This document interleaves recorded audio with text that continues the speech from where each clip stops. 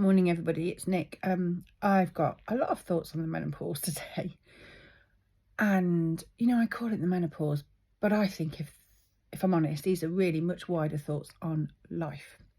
And I think that one of the things that I'm really grateful to the menopause for is the liberation it's given me, because you just don't have the capacity to give so many shits. So I think that's quite liberating. This is a real hodgepodge of stuff I just wanted to put out there, in the hope that, as always, it helps somebody. So, as ever, context. Who am I? So, God knows who am I. We're still all trying to work that out, right? It's the biggest question of our life. 52-year-old, I suppose, by any normal standards, middle-aged woman.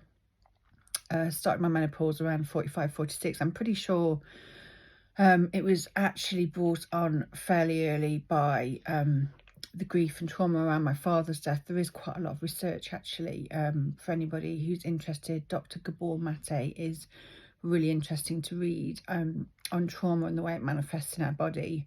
And there is some early research coming out around trauma and the menopause, which is why so many women can be having so many different experiences, because it's not just biological and physical, it's emotional, it's mental, psychological, gosh, all of those words. I was on HRT for a long time, and also I was treated for insulin resistance for a long time, but as with all good things, my body no longer tolerates HRT. My last vlog I did talk about the fact I am considering HRT implants, because if you have the HRT implants, or if I have them, they'll bypass my liver, and it is my liver, that is getting all a little bit antsy with the HRT, saying, oh, it's false chemical, don't want it. So it's whirring around, makes me feel a bit sick and all that jazz. And how am I doing? So I was talking to a friend yesterday, which is, thank you very much.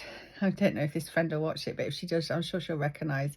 And the question was, how are you doing without the HRT? So I've been off HRT now for about 6 months. And I think the first thing to know is it does take a long time for the HRT to get out of your system. And I think the past few weeks, I've really felt that it is pretty much out of my system. So how is my energy? So my energy is kind of okay, but I think the best advice, and it was actually a menopause consultant, the advice he gave me was to stop looking at such long days and to break my day down into 4-hour chunks, rather than looking at 8 or 12 or 16 hours, because we're born into that world, aren't we? So from a really young age, I very much lived in the world where the narrative of, work longer, work harder, really drive that commitment and that success. And it was like almost a badge of pride that you were really busy, or you did 60-hour weeks and so forth. And that's quite a big thing to let go of. And I think the menopause actually certainly liberated me from that, because I just don't have the physical energy to do it. I couldn't possibly think about doing that now. So chunk the day into 4-hour slots. And I know that's not always possible, particularly for people who are doing long shifts and can't just take themselves off. But even if we could just get 10 minutes, 15 minutes of just real downtime. And when I say downtime, I don't think that's, being on a screen or having any interaction at all. I think one of the things that I crave and have always craved in the menopause, with or without HRT, is silence and quiet and just stillness. And I think that's quite a primal need that's actually coming up in us. So I think there's a lot of primal stuff that the menopause brings forward and helps us, kind of balances us, I suppose, reintroduces us to some simplification in our life. That's a big overriding drive that I have, with or without HRT, is this desire for simplicity, very much being with nature, quiet, the sensory overload. I really manage my sensory overload really well, even down to if I'm going to a restaurant, if it's a really loud restaurant and too busy and there's too many people sat too close to me and there's just too much going on, I just wouldn't go. I would just find it really, really stressful. Brain fog, yeah, you can see the brain fog hitting in there because I've completely lost my train of thought. I've got no idea what I'm waffling on about today without the HRT. So let's deal with energy. So energy is okay if I split the day down into 4-hour chunks, But I have to say that some days, particularly the afternoon slot from about 2:30 onwards, I'm really hanging. I am really hanging. And I have to find some way of taking half an hour to get a second wind. But one of the things it's made me good at, particularly if I'm at work, is sending a message home ahead of time saying that that's how I feel and asking the kids to sort stuff out. So, my kids are teenagers, so they're old enough to do that. And one of the things they often say, and I do wonder how much this surrounds all of us, is, but Mum, I don't know what you want us to do. But Mum, I don't know how you want us to help, because you just do everything and you always have. Because that's very much the, overperforming females that we are in this world.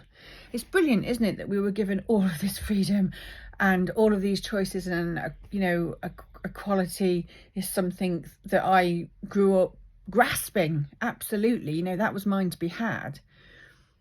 But certainly in me, I found it drove a real level of overperformance, whether that would be in my career or at home or whatever it would be. So they really have a fair point, because they're saying, but we don't mind helping, just tell us. And one of the things that I've found really helpful is we have a family WhatsApp group, and I will list it and I say, these are the things that would be really great if I'm not worrying about when I walk in.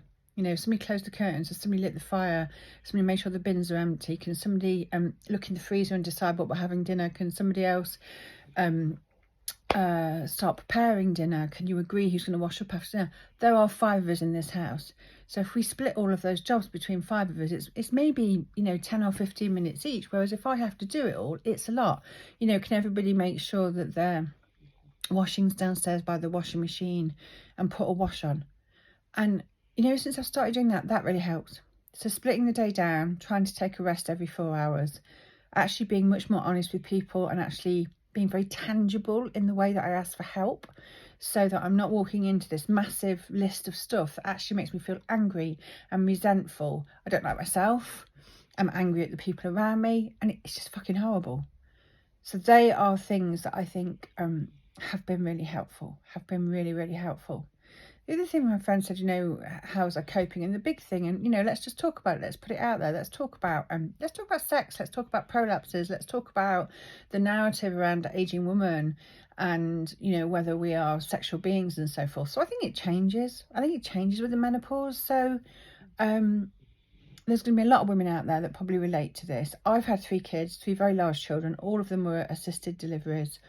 I've also done an awful lot of sport all through my life.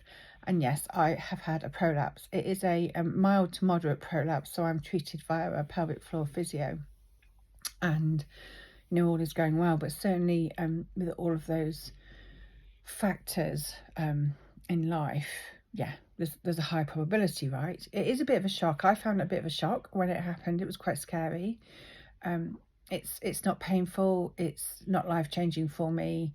The pelvic floor physio is brilliant. I would really recommend that for people. But it's also to do with our reducing estrogen, as well as the strain we put on our bodies. And as our estrogen reduces, it actually takes away some of the strength around the muscle. Does that particularly impact my sex life? No, it doesn't. It doesn't at all. We're made to give birth to babies. We are pretty robust, right? But I think the decreasing testosterone and estrogen in my body does. So, I'm just not a raving bag of hormones, wanting to have sex every 2 minutes. That makes me sound slightly more adventurous than I probably was in my heyday, to be honest. But hey, why not? But I think it is a really important subject for us to talk about, because just because we get older doesn't mean we have to give up our sexuality, doesn't mean we have to give up that intimacy. Because I think particularly for women, and it's not true, I think it's for men too, but I don't know. I mean, I'm a woman, so I know more about being a woman, right? Sex isn't just a biological function, it's a very intimate and emotional function. And I think particularly with your husband or partner, it's really, really important, because it's a sacred thing in however that is expressed. It can be expressed in something, intimacy can be something as simple as holding each other while you sleep. you know, a spooning while you sleep, or, you know, or it could be, you know, more intimate or more sexual than that. That's a very, very personal thing. But I think that the menopause really does change it, because we are tired. There will be physical symptoms that go with it. I know that, you know, people almost cringe, don't they, when we talk about, you know, vaginal dryness and stuff like this. But this is real stuff that we shouldn't be embarrassed about talking about, because if we don't talk about it, we won't share experiences, and we won't share solutions, and we won't improve our quality, and we all go missing out on something. And I don't think we should. I think just because our bodies, you know, mine's definitely filled out. Body shape changed enormously for me in the menopause. I went from being really a very slim and trim woman to, I don't think I'd describe myself as slim, but I am quite lucky, so I'm tall, so I managed to carry my weight evenly, which I take as a real blessing. But my size changed enormously, so now I just have the biggest breasts in the world. Yeah, I'm very big up top. I always used to be quite pear-shaped, and I've changed that now. And I think, I know this seems all a bit all over the place, but I think sometimes we can go, oh, yeah, that means we're not sexy anymore, because, you know, the view of what sexy is, you know, slim, young, beautiful girls. And of course they are, but we're not them. And just because we're not like that doesn't mean we're not sexy in our own way. And actually, if you are in a loving and caring partnership, that, and with somebody that really sees you, that never goes away, and neither should it. So I don't think we should have to give up our sexuality, but it may change, and the way we may want to engage in that changes. And I think it's fine. Do you know what I think the thing is? It's just to talk about it. It's just to talk about it, not to walk away from it and think, well, that part of my life's over. If you want it to be over, it's fine. If you don't want it to be over, then don't let it be over.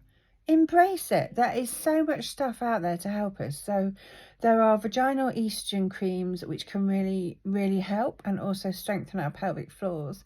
You may or may not know, you can get them on Amazon. There are vaginal pelvic floor, like TENS machines that help work your muscles in your pelvic floor, which are also, you know, highly recommended by the physio that I'm seeing. And yeah, there's something around the taboo subject, isn't there? You know, of being, you know, in your 50s. What? And having sex? Aren't you too old for that? Well, bollocks. No, I don't think we are too old for it. And I think we should talk about it. And I think we should own it. And we can be beautiful, and we can be sexy, and we can love ourselves. And there's nothing sexier than a confident woman who actually can really own her sexuality. But you know what? I think that's something quite deeply indoctrinated in society from a young age. You know, I think this whole, you know, thing around, you know, women, and should you be having sex out of wedlock, and how much sex should you be having, and, well, how much bloody sex do you want? There you go. That's the answer. How much bloody sex do you want? It's not somebody else to tell you that. It's about contact, and doing it for the right reasons, doing it because it's something for you, not because you feel under pressure from some external world. I think I'm fluctuating here between menopause and some female liberation rant. So there's lots of things mixed in. And I think the other thing around, actually the anxiety isn't as bad. The anxiety and the sadness, which are two very emotional symptoms that I really struggle with, the anxiety and the despair and the low self-esteem, was just fucking horrendous in the early days of the menopause, really horrendous. And you know what, I think it's like grief, because I think there's a lot of grief that goes on in the menopause, because we're losing, there's a part of our life that's done, you know, it's quite a fundamental change. You know, we have a fundamental change when we're, what, 10 or 11 years old, when we go from being young little girls and we enter our teenage stage, and, you know, we become fertile, and we start having periods, and we start developing our female body and all the rest of it. But that is seen as, you know, it's growth, isn't it? Because there's like the whole life ahead of you. But we don't have that same approach to the menopause. But it is growth. It is growth. It is going into another phase of our life. And just because it's a little bit later on doesn't mean it has to be seen as such a negative thing. And I do have a problem with some of the stuff I see on the menopause, where the advice we're being given is how to hold on to what we were, how to look how we used to look. No, it's okay. It's okay to change. We're human beings. We are made for change. It's okay to embrace something different. I think it's okay to let it go. It's okay to embrace where you're going. And there's definitely something in that. And now I've lost my train of thought because I was going to move on to something else then about, where was I? About the menopause. I talked about sex. I talked about sadness and anxiety and grieving, the grieving that we go through for the loss of who we were. And I wonder whether the reason that was so bad at the start of my menopause was because it was very acute grief. And part of, sorry, I'm still losing it. I'll just carry on because I don't know what I was going to say, so I may as well just let it go. Let it go. I think that one of the really big things that has helped me is actually you have to feel to heal. So I think just doing all of this stuff and all the way through for years now, I've been vlogging, sharing my random stuff out here. And I'm not saying everybody has to do that. Of course, not everybody's comfortable doing that. But, talk to yourself in a room. You can still have a conversation, even if you're on your own in a room. There's something about, Dr. Edith Eger talks a lot about this, and it really resonates with me. The stuff that we keep inside us festers and it hurts us, and it actually makes us really ill. It becomes trauma, and trauma will always manifest in some kind of illness, I believe, if we don't allow trauma to have its place at the table and give it some tender love and care. And so I think this whole process of letting stuff out and being honest and raging or crying or laughing, but actually just physically letting it flow out of the body is really, really, really, really, really important. And she talks about the fact that when you do that, you can actually look at it, you can actually see it far more clearly. It gives you perspective, it gives you context. And then you can go, oh, so what was that really about? And how did that make me feel? And what do I want to do with it? What do I want to do with it? Do I want to let it suffocate me? Or do I want to put it to bed? Do I need to clean it up? Do I need to change it? Do I need to use it?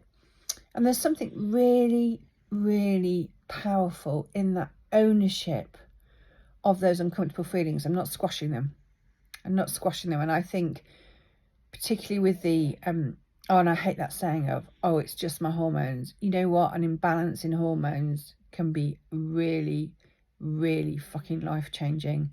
And I'm sure it's why the suicide rate in middle-aged women has increased, because we do not recognise the importance of the imbalance of hormones and how it makes us feel. But part of it, a massive part for me, was just the recognition that that's what it was.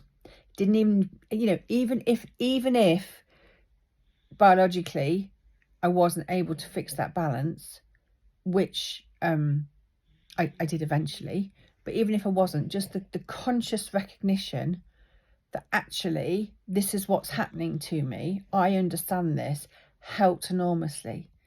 So that empowerment and educating myself and talking about it and reading and being curious and questioning and sitting in my own, sadness and grief and shit at times, and actually sitting in it and spending time to really understand what was going on is really helpful. And it's not always easy at all. And I still have really difficult days. But I think it's okay to say that and not to belittle ourselves. And not to say that, we have to be happy clappy every day. We don't have to be fucking happy clappy every day. We just have to be true and authentic and honest, and then find a way forward with it. Gosh, I've talked for even longer than normal, and it's completely random. Does this help? Who knows? Random thoughts for today on the menopause. Lots of love.